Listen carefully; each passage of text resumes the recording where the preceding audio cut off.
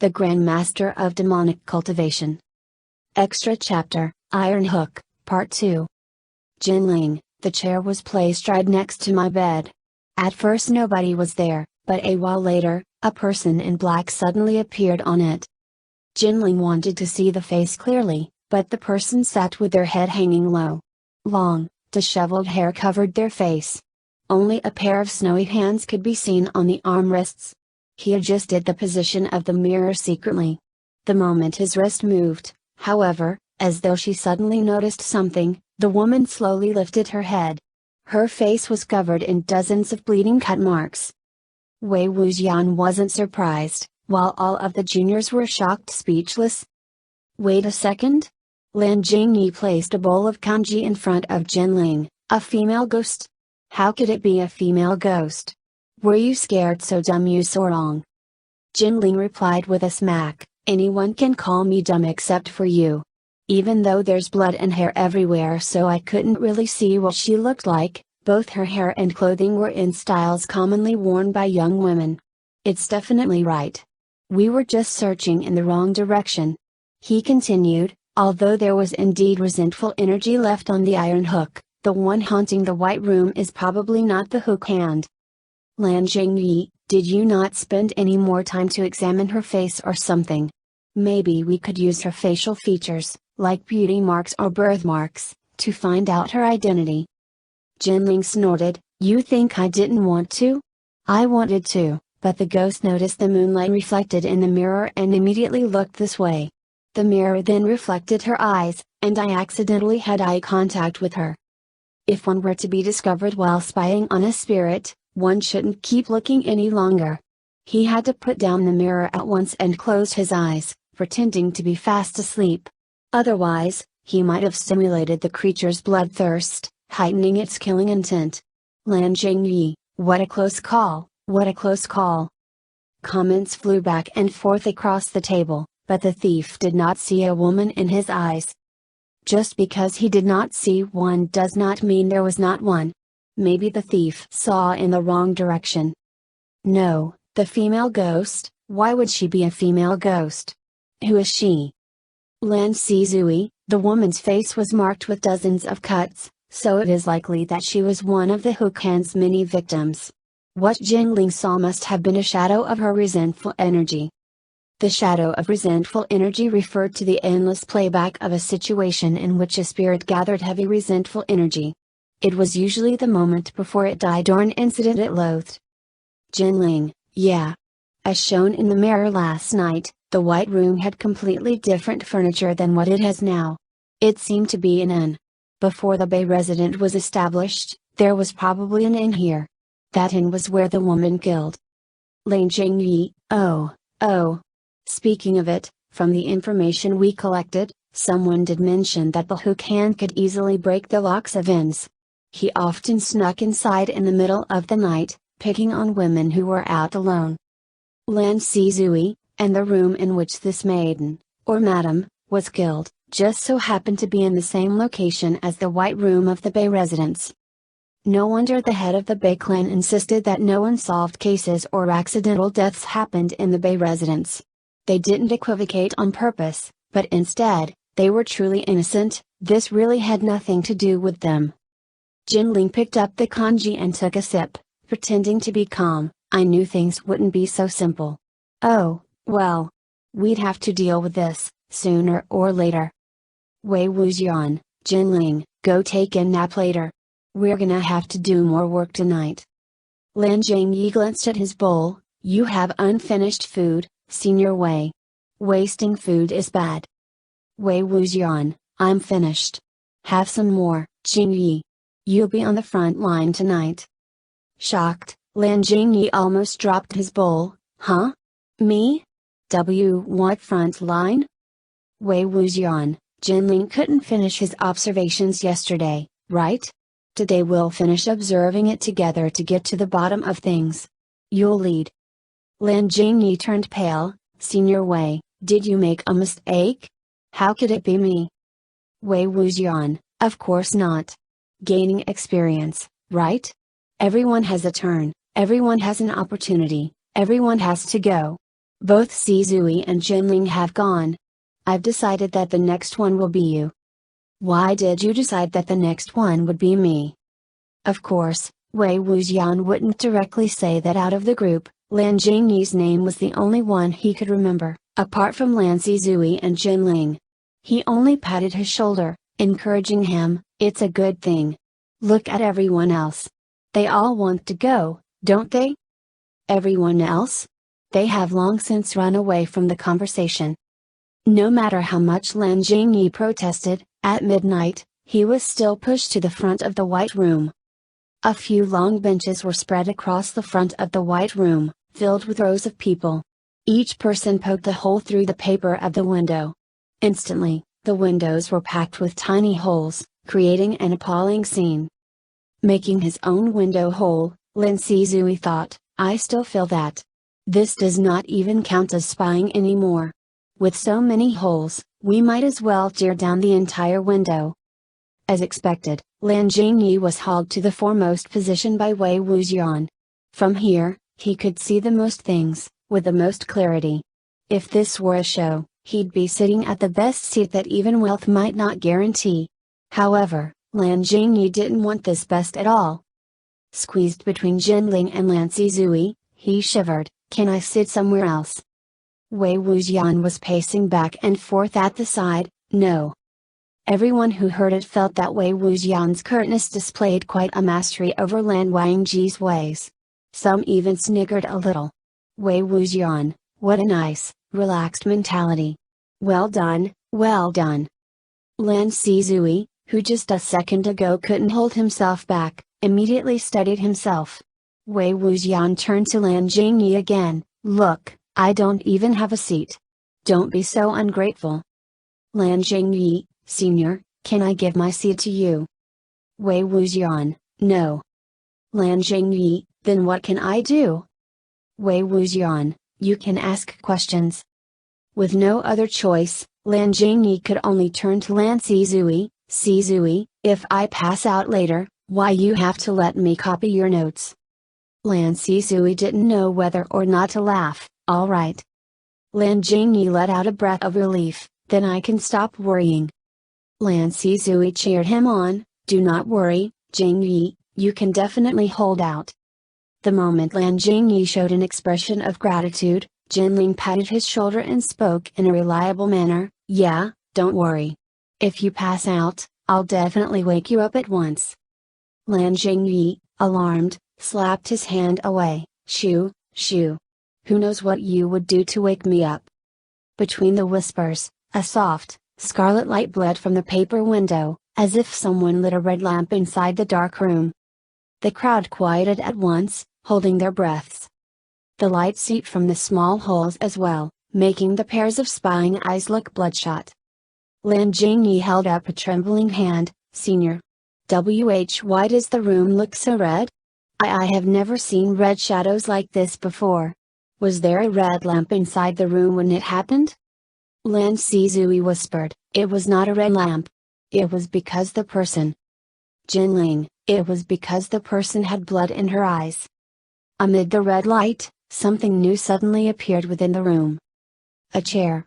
And a person sitting atop the chair.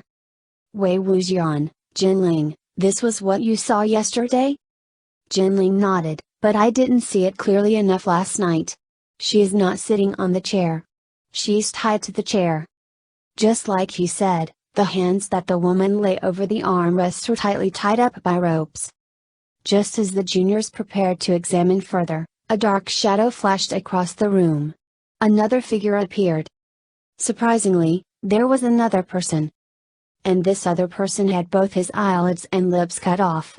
He could neither blink nor close his mouth, revealing his bloodshot eyeballs and bright red gums. He was 1,000 times more frightening than as described in the legends. Lan Jingyi exclaimed, "The hook hand! What happened? Was the hook not melted already? Why would the hook hand still be here? So there are two spirits inside this room?" At this point, Wei Wuxian asked, "Two? In reality, is there one or two spirits inside this room? Can anyone explain?" Lan Sizui, "One."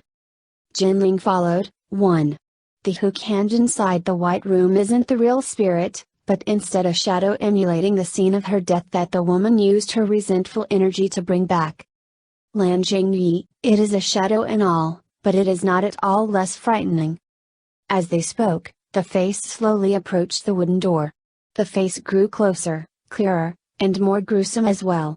Even though everyone knew that it was only a shadow, that the iron hook in which the hook hand's resentful energy was truly stored had already been melted, that the shadow would never actually pass through the door, there was only one hair-raising thought stuck in their minds. He saw them. If that unfortunate thief just so happened to see this scene when he was spying on the white room at night, no wonder he was scared so badly that he got a heart attack. The face approached until it was no less than a single feet away from the window, paused for a moment, then turned around and strode toward the chair. In unison, the juniors finally began to breathe again. Inside, the hook hand walked back and forth the room, the old wooden boards creaking under his feet. Outside, however, Jinling felt that something was off. He spoke, "There's something that's been on my minutes since a while ago." "Lan Sizui, what is it?" "Jinling, the shadow is the scene before the woman's death for sure. But when most people are facing a serial killer, would they be so calm and make not a single sound? In other words," he continued, "the woman was clearly conscious. Why didn't she scream for help?"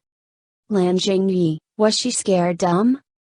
"Jinling, it wouldn't have been to the point that she didn't make a single noise, not even knowing how to cry. When most women are frightened to the extreme, wouldn't they start crying?" "Lan Sizui, is her tongue still there?" "Jinling, there's no blood at her mouth, so it should be. And even if she lost her tongue and couldn't say anything, she should still be able to make sounds." Squashed between the two of them, Lan Jingyi seemed as though he was about to die right there. "Can you two not use such calm tones to talk about such a scary thing, right beside my ears?" One of the boys spoke up. Could it have been because the inn was deserted or because no other people were present? She knew that it was no use screaming, so she decided not to do anything.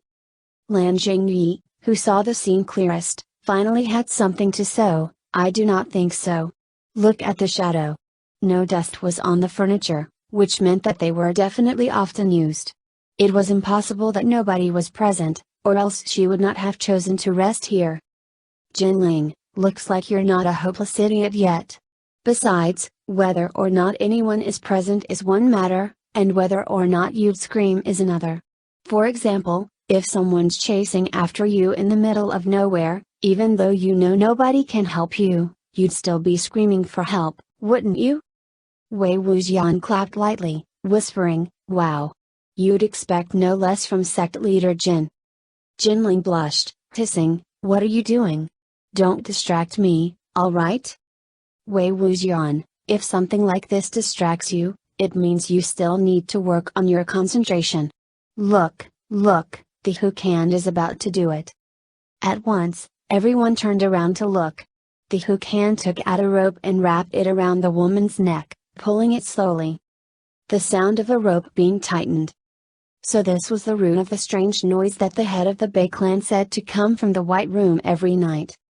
Under pressure, the dozens of wounds on the woman's face bled profusely, but she still didn't make a single sound. The group felt their hearts gripped by the scene. Someone couldn't help but urged, whispering, "Scream, scream for help." But opposite to their hopes, the victim didn't move, while the assailant did. The rope instantly loosened. The hook hand pulled out an iron hook, bright from sharpening, from behind his back.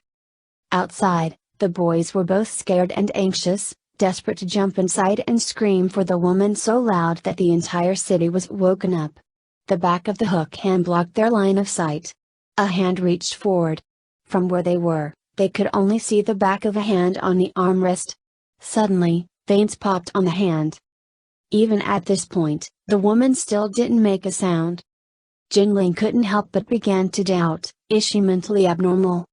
What do you mean by mentally abnormal? As in, retarded. Even though calling someone retarded sounded quite truthless, from such a situation, this was the most possible likelihood. Or else, if she was a normal person, How could she still give no response, even when things were like this? Feeling his head hurt from watching, Lan Jingyi turned his face to the side. Wei Wuxian, however, whispered, "Watch carefully." Unwillingness was all over Lan Jingyi's face. "Senior, I really cannot watch anymore. Wei Wuxian, there are things hundreds and thousands of times worse than this. If you can't even face them directly, you shouldn't hope to do anything else." Hearing this, Lan Jingyi steadied himself before he clenched his teeth and turned back around, continuing to watch the scene unfold with a miserable expression. Yet, just this moment, something happened. Opening her mouth, the woman bit down on the iron hook. It was such a surprising turn of events that the rows of boys all sprang up from the shock. And inside the room, the hook hand also seemed to be astounded. He retracted his arm, but for some reason he couldn't pull the hook from between the woman's teeth. Instead, the woman, along with the chair, pounced on him. The iron hook that he wanted to take someone else's tongue with had somehow sliced open his own stomach. The boys shouted in chaos.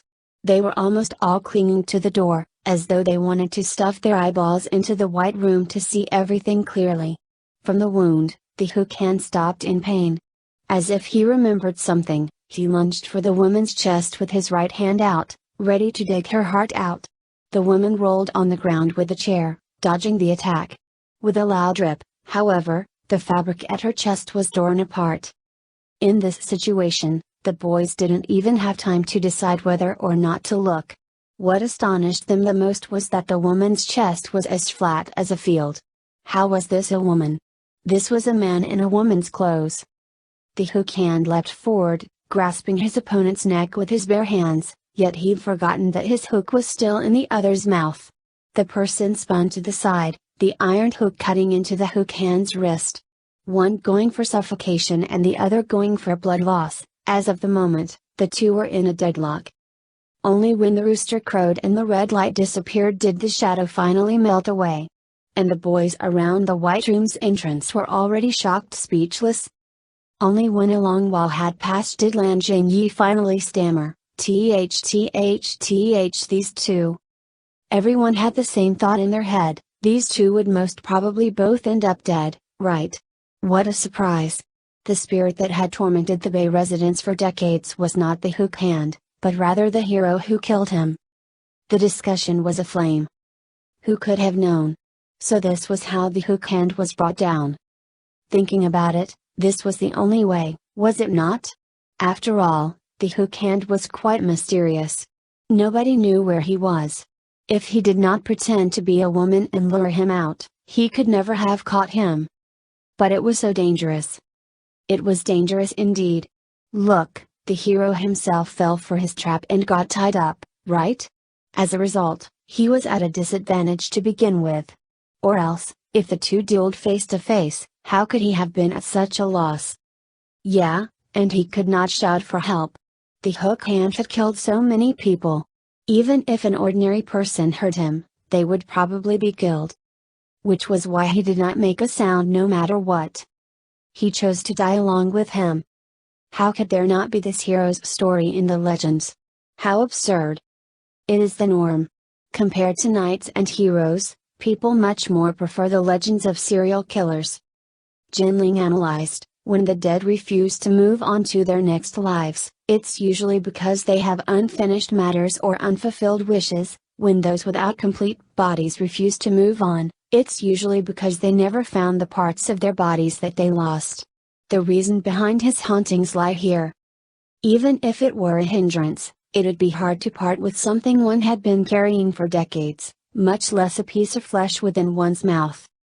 Listening to the story, Lan Jingyi had long since developed respect. Then let us hurry up and find his tongue as soon as possible, so that we can burn it for him and let him move on to his next life. Everyone itched to get to work, leaping up. Yes, how can we let such a hero die without a complete corpse? We should get searching. From the graves west of the city, to the entire Bei residence, to the old house in which the hook hand lived, we will not miss a single place. Full of motivation, the boys gushed out the door. Before they went, Jinling turned around and looked at Wei Wuxian. Wei Wuxian, what is it?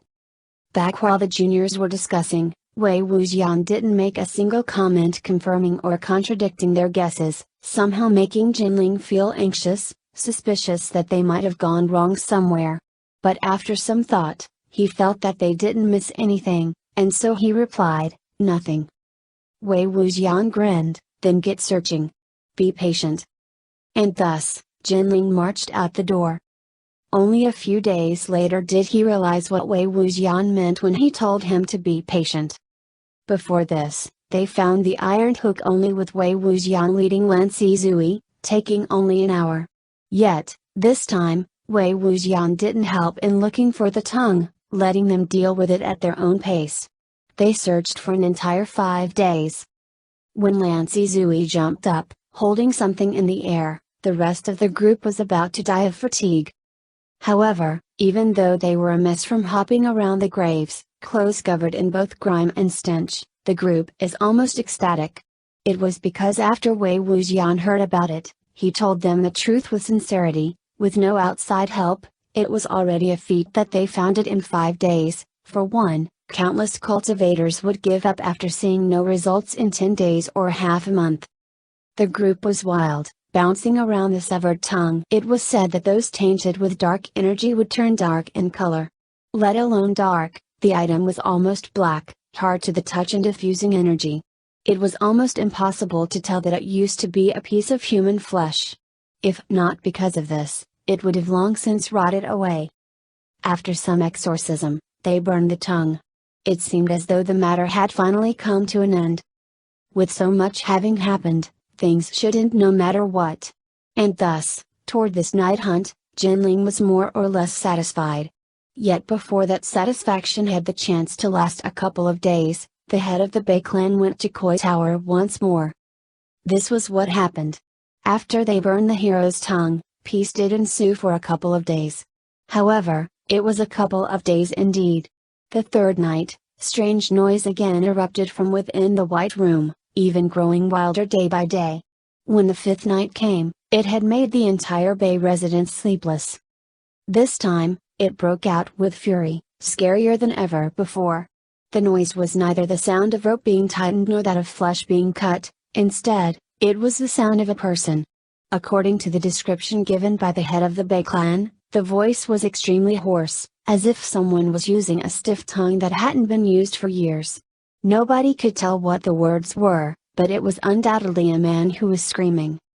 After he screamed, he also cried with utmost misery. At first he seemed feeble, yet gradually he grew louder and louder. In the end, he was almost wailing his throat out. It was absolutely piteous, while at the same time absolutely blood-chilling. Much less the Bei residents, people could hear it even 3 blocks away. Even passers-by felt chills sent down their spines. Jinling was also fretting. It was close to the end of the year, so he was buried in work and didn't have time to deal with the matter himself. As a result, he sent a few disciples to go examine the situation. Upon returning, they reported that apart from the screaming being extremely terrifying indeed, there weren't many other detriments. Aside from disturbing the neighbors. When they handed in the night hunting notes, Lan Shizui spoke about this to Lan Wangji and Wei Wuxian. After Wei Wuxian heard him, he took a pastry from Lan Wangji's desk and ate it. Oh! That's nothing to worry about. Lan Shizui, it is nothing to worry about. Even with so much screaming? In theory, after its wish was fulfilled, the soul should have passed on. Wei Wuxian, a soul can pass on after its wish is fulfilled, that's true. But have you ever thought that perhaps the hero's true wish wasn't to find its tongue so that he could reincarnate? This time, Lan Jingyi finally received a rating of Jia. Just the thought that he wouldn't have to copy anything again made him so happy he could cry, over at the side. Right now, however, he couldn't help but blurted, then what is it? That every night he can howl so much that nobody else is able to fall asleep? Surprisingly enough, Wei Wuxian really nodded, exactly so. Lan Shizui was astonished, Senior Wei, why would this be? Wei Wuxian, before, Didn't you infer that the hero didn't want to hurt any innocent lives, which was why he held back with everything he could while he was being tortured by the hook hand and refused to make a single sound? Lan Shizui sat upright. Yes. Is something wrong? Wei Wuxian, it's not that anything's wrong. But let me ask you a question. If a serial killer is holding a knife and waving it in your face, letting out your blood, slicing apart your face, strangling your throat, pulling your tongue out, how scary would that be? Would you be scared? Would you want to cry? Lan Jingyi thought about it for a moment before responding with a pale complexion, help. Lan Shizui, however, held a serious expression. It is stated in the sect rules that when one comes across danger. Wei Wuxian, don't avert the question, Shizui. I asked if you'd be scared or not. Just say it, won't you? Lan Shizui blushed, his back even straighter. Wei Wuxian, you? Lan Shizui answered in all honesty, I cannot say that I am not scared. Ahem. After he responded, he cast an anxious glance at Lan Wangji. Wei Wuxian rolled with laughter. What are you so embarrassed for? When humans feel pain or fear, they'd be scared, they'd want someone to help them, they'd want to scream and shout and cry. Isn't that what makes us human? Tell me, yes or no? Han Guangjun, look at Shizui, he's scared you'll punish him and he's speaking at you. Say yes, quick. If you say yes, it means you also agree with my point of view, which then means you won't punish him. With his elbow, he poked lightly at the stomach of Lan Wangji, who was currently marking the notes, his back straight. Without any change in expression, Lan Wangji replied, yes. After he spoke, he wrapped an arm around Wei Wuxian's waist, locking him in place so that he didn't mess around, and continued to mark the notes that had been handed in. Lan Shisui's cheeks grew even redder. Wei Wuxian struggled a bit, but as he still couldn't get out, he decided to maintain this position as he continued to lecture Lan Shizui, and so, holding his screams back did make him a hero, but in truth, it also went against human nature. Lan Shizui tried hard to ignore his position. After some thought, he felt a little sympathetic toward the man. Wei Wuxian, is Jinling still distressed by this? Lan Jingyi, yeah, young miss. Young Master Jin did not know which part went wrong either. Lan Shizui, then, if this is the case, how should we deal with such a spirit? Wei Wuxian, let him scream. Lan Shizui, just, let him scream? Wei Wuxian, yes. After he has had enough, he'll go on his own. Immediately, half of Lan Shizui's sympathy was given to the people of the Bay residence. Fortunately, even though the hero had so many grievances, he had no intent to harm others. The strange noises of the White Room gradually came to a stop after a couple of months. Presumably, now that the hero was dead, he finally screamed what he couldn't before he died, and went to his new life with satisfaction. It was only a pity for the people of the Bay residence. For a long time, they tossed and turned in pain, unable to sleep at night. The White Room had also once again risen to fame. In Chapter